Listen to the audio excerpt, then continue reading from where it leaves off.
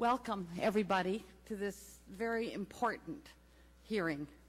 On March the 6th, 2007, Mr. Eleazar Torres Gomez, a 46-year-old washroom employee at Cintas, was killed at the company's Tulsa, Oklahoma plant when he stepped onto a conveyor to remove a jam of wet uniforms.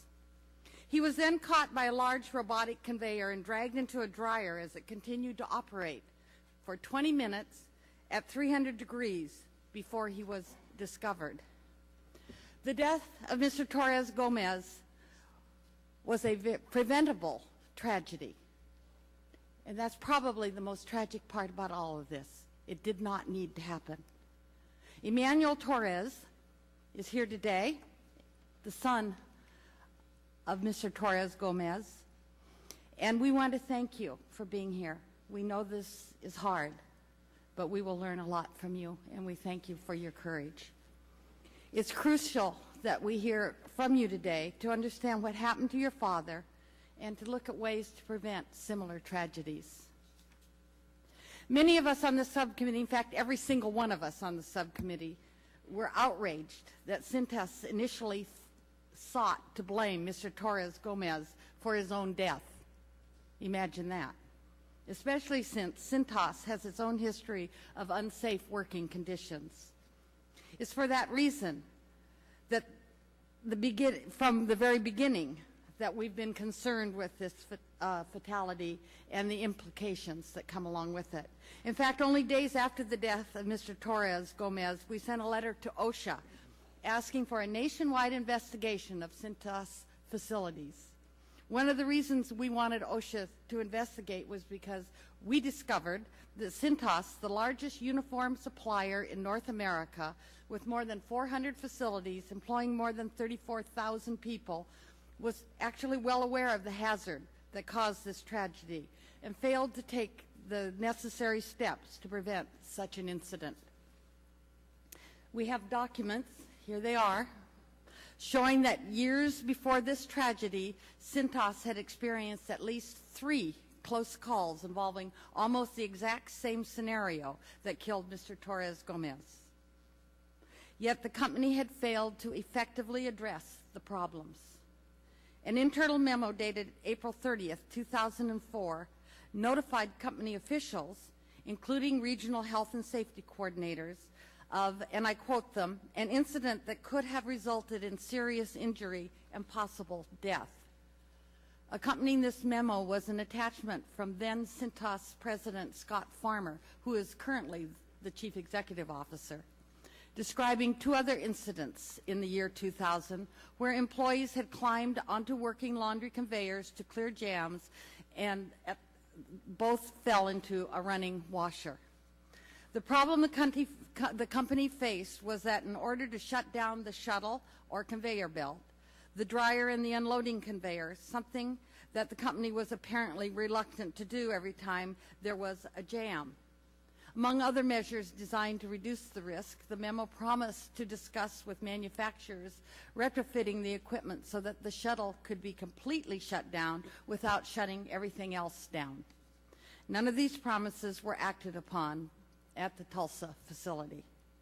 We also know that OSHA was aware of those hazards.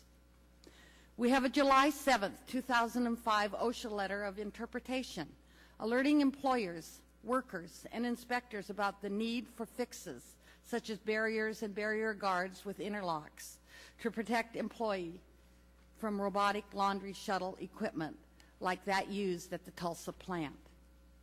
And on August 8th, 2005, 1 month after the letter of interpretation was issued, OSHA inspectors investigated the company's Central Islip, New York facility and cited the company for the very violations which the bulletin addressed, the violations that are defined in this stack of documentation.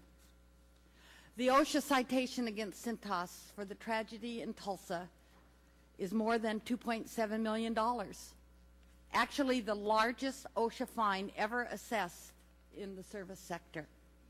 It included a repeat citation based on the hazards uncovered 2 years ago before in Central Islip. the hazards that citations were not isolated to Cintas in Tulsa. For example, the Tulsa citation was accompanied by a $117,000 penalty against the Cintas facility in Columbus, Ohio, and later a $196,000 citation against Cintas in Mobile, Alabama. In August 2007, Washington State OSHA fined Cintas over $13,000 after a worker's arm was almost torn off. California OSHA also cited Cintas for similar violations. Our main purpose here today is to explore ways to assist OSHA and ways to assist employers to better protect their employees.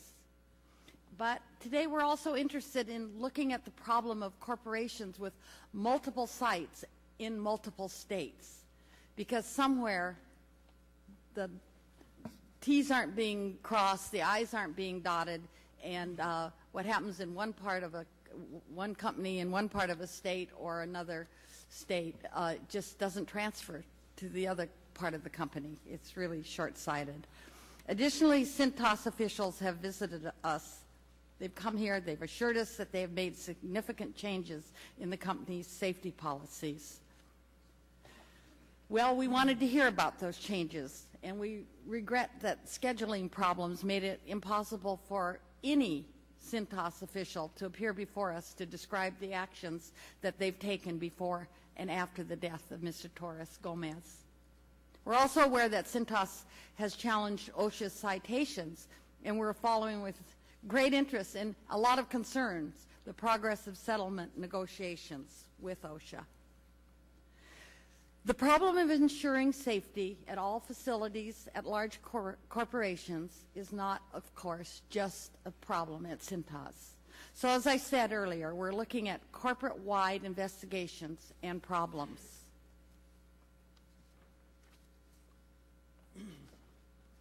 We think that OSHA, we know that OSHA can do better and that corporate America must do better.